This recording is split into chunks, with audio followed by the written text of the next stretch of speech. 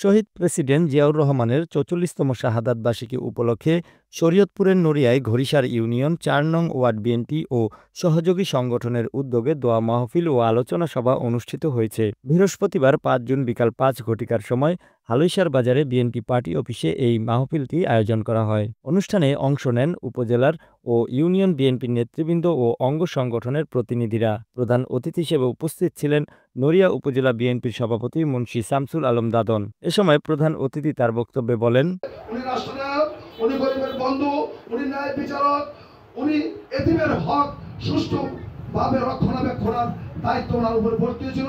তারই সিলসিলায় আমরা যারা বিশেষ করে এই ধর্ম বিশ্বাসী সেই নীতিকে আমরা অনুসরণ করি। অনুষ্ঠানে জিয়াউর রহমানের আত্মার মাগফিরাত কামনা করে বিশেষ মুনাজাত ও কোরআন তিলাওয়াত করা হয়। এ সময় উপস্থিত ছিলেন সহসভাপতি নড়িয়া উপজেলা বিএনপি মোহাম্মদ ওসিউজ্জামান নওশাদ, ঘড়িসার ইউনিয়ন সভাপতি Ghorishar union BNP Mohammad Hormuz Munshi, সদস্য সচিব নড়িয়া উপজেলা স্বেচ্ছাসেবক দল বিএম আজিজুল হাকিম, সাংগঠনিক সম্পাদক নড়িয়া উপজেলা যুবদল মোহাম্মদ শফিকুল ইসলাম শান্ত, সাবেক সাধারণ সম্পাদক নড়িয়া উপজেলা ছাত্রদল মোহাম্মদ আশরাফুল ইসলাম রাতুল, সাবেক সাংগঠনিক সম্পাদক নড়িয়া উপজেলা ছাত্রদল মোহাম্মদ সাব্বির দেওয়ান। আয়োজনের সঞ্চালনায় ছিলেন সাবেক সাধারণ সম্পাদক ঘড়িসার ইউনিয়ন স্বেচ্ছাসেবক দল মোহাম্মদ শারফিন খান, সাবেক সাধারণ সম্পাদক ঘড়িসার ইউনিয়ন যুবদল মোহাম্মদ জসিম ডালি, মোহাম্মদ জীবন মোল্লা সাগর খান ও মোহাম্মদ ইমরান সর্দার ও মোহাম্মদ কামরান ব্যাপারী। এ সময় আয়োজনটি পরিচালনা করে থাকেন মোহাম্মদ মনির সর্দার, মোহাম্মদ রাজ্জাক মালত, মোহাম্মদ মামুন মিদ্দা, মোহাম্মদ মিলন মালত, মামুন ডালি,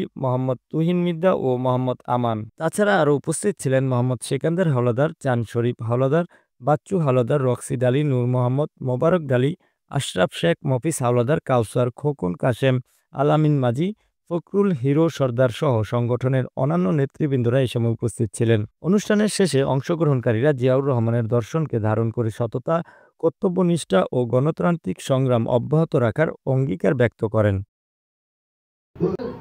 স্বাধীনতার ঘোষণা তিনি দিয়েছিলেন, এই জন্য তাকে স্বাধীনতার ঘোষক বলা। জিয়াউর রহমান স্বাধীনতার ঘোষক ছিলেন। তিনি যদি বেঁচে থাকতেন আমার মনে হয় তিনি এশিয়ার সবচেয়ে বড় নেতা থাকতেন।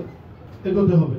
এই দুজন ষড়যন্ত্র করে চক্রান্ত করে আমাদের শহীদ রাষ্ট্রপতি জিয়াউর রহমানকে চট্টগ্রামের সার্কিট হাউসে কিছু বিপদগামী সেনা, কিছু উচ্চবিলাসী সেনা তাকে নির্মমভাবে হত্যা করেছিল।